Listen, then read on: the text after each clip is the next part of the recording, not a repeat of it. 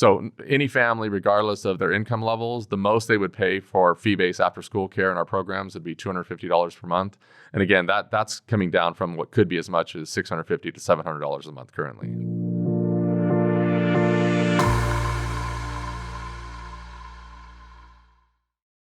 Hey there, welcome to the hashtag Proud to be LBUSD podcast series. I'm your host, Christopher J. Itzen, and today we are discussing some new and exciting changes and supports for some of our youngest students. If you don't know, recently LBUSD just announced that schools will be offering full-day transitional kindergarten and kindergarten programs starting in the fall 2022 for the 2022-2023 school year. And our guest today is Assistant Superintendent of Early Learning in Elementary, Mr. Brian Moskovitz. Hey, Brian, welcome to the show. Thanks. Good to be here. All right, so let's jump into it. What have we offered in the past when it came to transitional kindergarten? How does that work? And then what is full day TK and kinder? Yeah, absolutely. So kindergarten, most families know that's that grade before first grade. It's generally for 5-year-olds, for students who turn 5 between December 2nd and June of the following year. Many years ago, about 15 years ago now, our state brought in the concept of TK, and that was for students who turn 5 between September 1st and December 2nd. Really, what we're looking at right now is expanding the day, the length of the day for students that are in our TK and kindergarten classrooms. The state requires a minimum of about 3 hours and 20 minutes per day, but about 80% of the districts around the state of California have extended the length of the day, and the state is actually looking at making that a permanent requirement for an extended day. So just kind of going with the trend in the state and going with some of the pilot schools that we had in our district, we worked with our Teachers Association and made the decision to extend the school day for students in TK and kindergarten for next school year. That's super exciting. I think about that. I have a daughter who's gone through the TK program in Long Beach. And I mean, is that challenge when it's a little over 3 hours a day? What happens to your child the rest of the day, working families and stuff? So I know that is a big...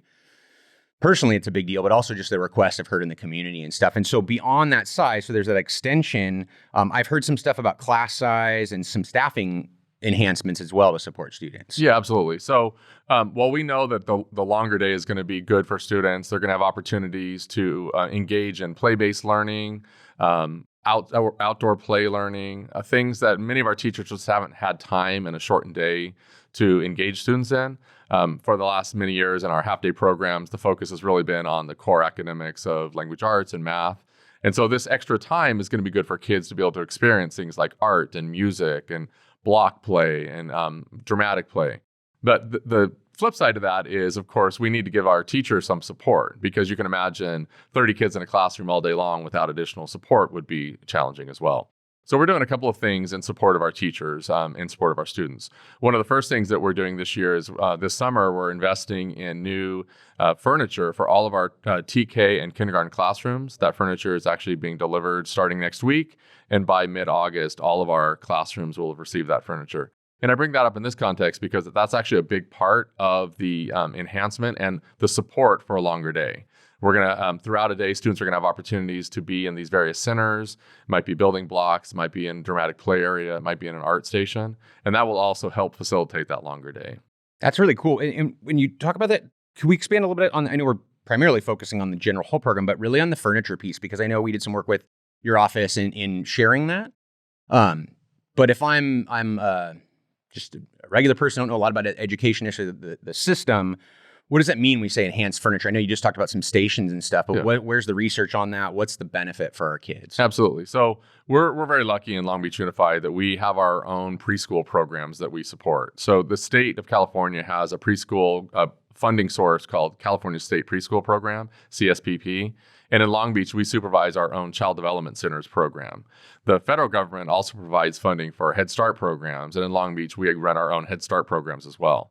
So between those two programs, we have many years of history of developing high quality preschool programs.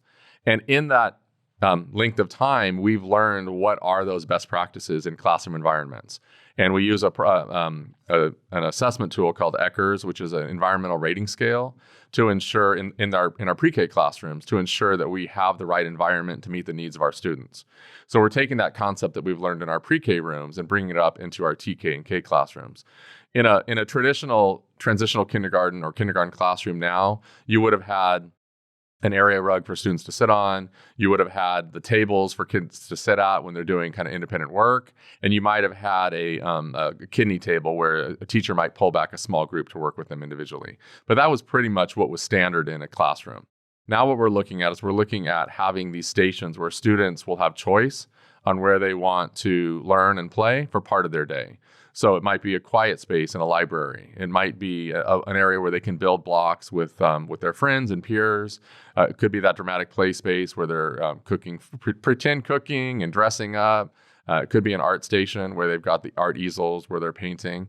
And in all of this, it's not just play, but it's actually structured learning that the teacher is going to engage students in. That's so cool. I love that. And I love that our district takes so much pride in really looking at research and heavy data analysis all the way down to that space when you brought that up. And that's such a powerful piece, right? That because we've spent lots of times in classrooms over the years in our work, and you walk in, it's beautiful when you see the rug and the chair, and just even you explaining that, and I'm picturing that and thinking, wow.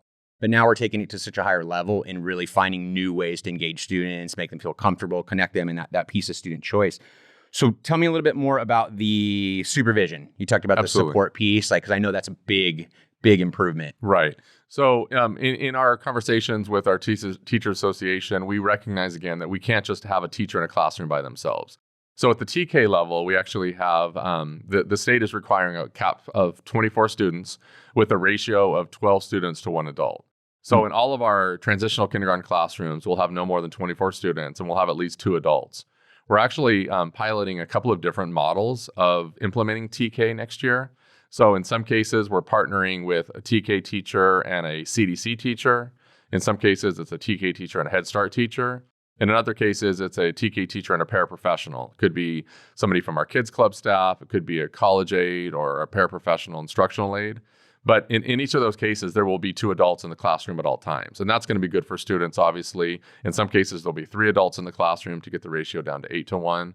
And that's going to allow, during this play-based learning, this is going to allow our students in TK to play, but in a structured way that is safe and where the teachers can actually engage them in social emotional learning as well as academics.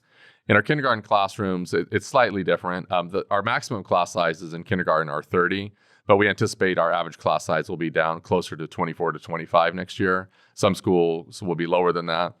And what we will be doing is we'll be providing additional staff support to help our teachers out throughout the day. So that will be recreation aid time to support outdoor play.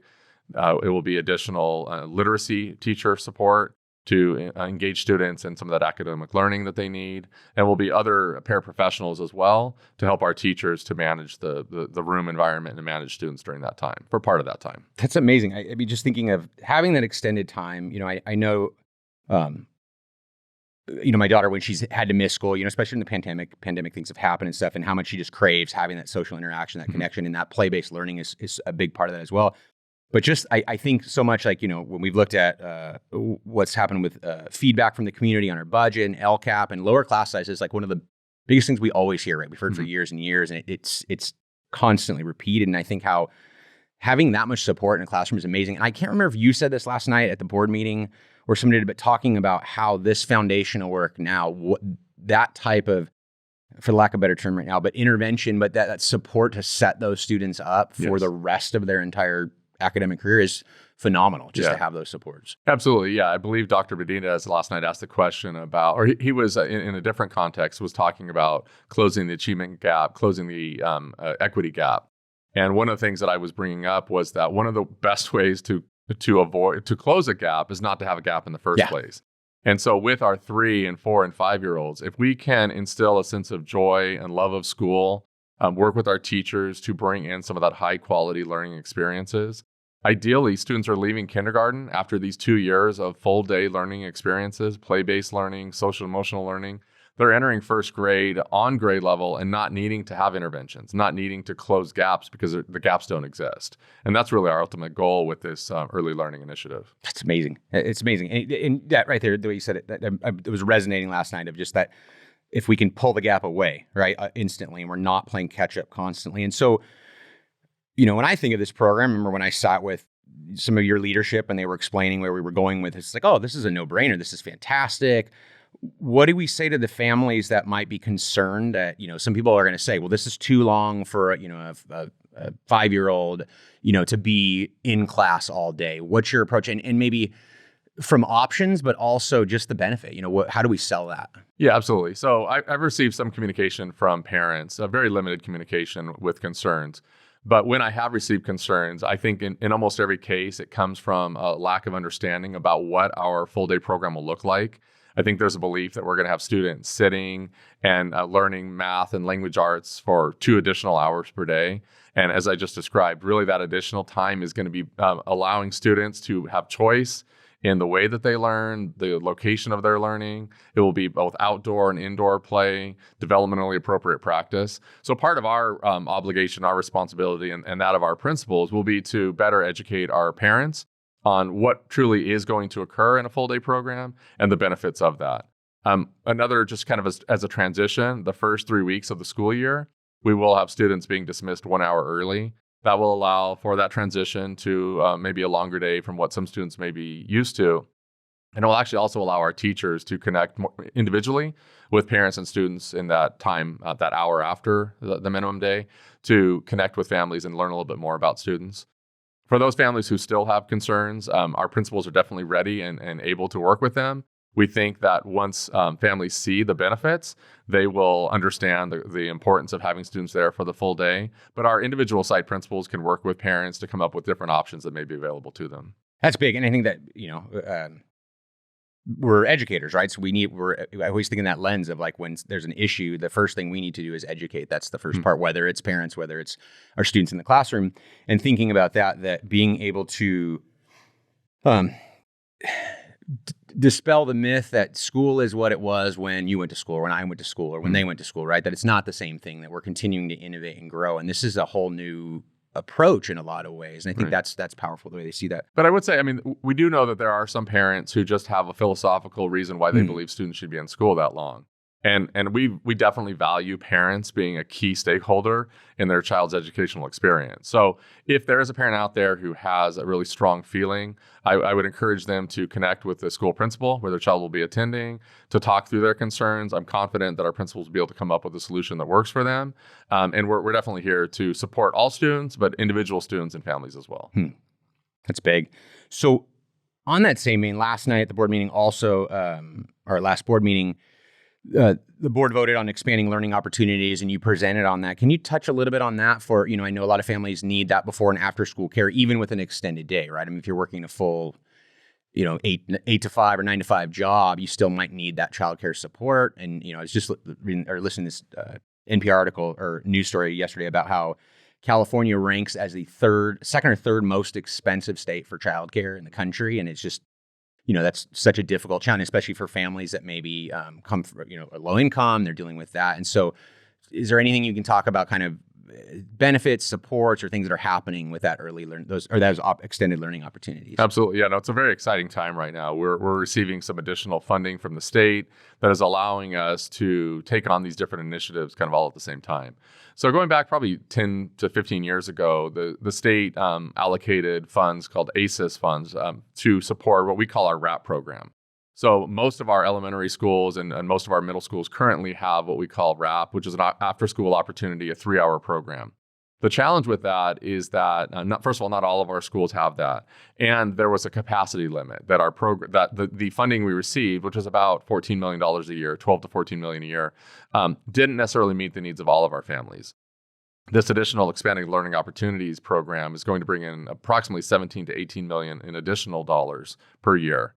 And that's going to allow us to do several things. One, it's going to allow us to dramatically increase the size of our RAP program with the goal that there will be no wait list at any of our schools, that those students who want to be in that 3-hour program will have space for them. And we're working with our community partners like the YMCA and AYA to create the additional staffing and program capacity to meet that expectation. Another thing that is very true, and this kind of goes to your point, the cost of childcare is very expensive. And many of our families who aren't able to access some of these free programs currently are paying anywhere from $350 to $650 per month for after-school care for students who are in our elementary and middle schools. Some of those programs are actually on our campuses, like our Kids Club program. YMCA has fee-based programs. So one of the other things that the board did at their last meeting was commit to using some of these ELO funds to subsidize the cost of these fee-based programs. So currently, many of our programs, if we're going to subsidize, it's based on families who fall under the poverty level. And that poverty level is pretty low, and it's very challenging for any family to live in the city of Long Beach and to meet those income thresholds. So we're moving to a much higher threshold, the median income in Long Beach. Families who earn below the median income will receive free services in these fee-based programs. But even those families who earn above the median income, we will cap their total cost for these monthly fees at $250 per month. So any family, regardless of their income levels, the most they would pay for fee-based after-school care in our programs would be $250 per month. And again, that's coming down from what could be as much as $650 to $700 a month currently. Wow, yeah, that's huge. I remember when my daughter was in preschool, I had a friend who we were paying the same. It wasn't through the district; it was a private preschool. We were paying the same monthly that another friend was paying tuition for their college student, and it was just astronomical.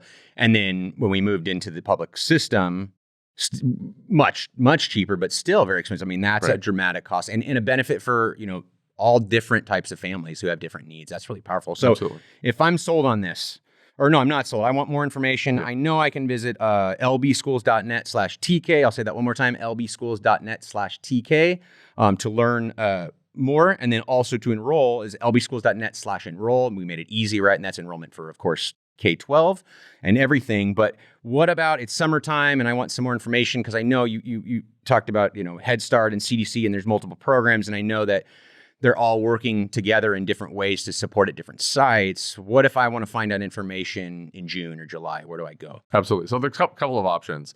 Each of our schools' banners are going up as we speak. They may already be up that if a parent were to drive by the school, it will list who they can call during the summer. It could be a CDC program. It could be a Head Start program to get more information about transitional kindergarten and other care options.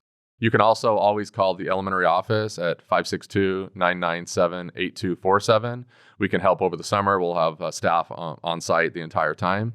And then once school comes back in session, once the offices reopen on August 22nd, then the best place for a parent to go would be to go to their neighborhood school to get the most specific information. Each school's programs are slightly different. And so to get specific information, they would definitely want to connect with their local school. But again, calling our district office during the summer, we can provide as much information as they will likely need to make an informed decision.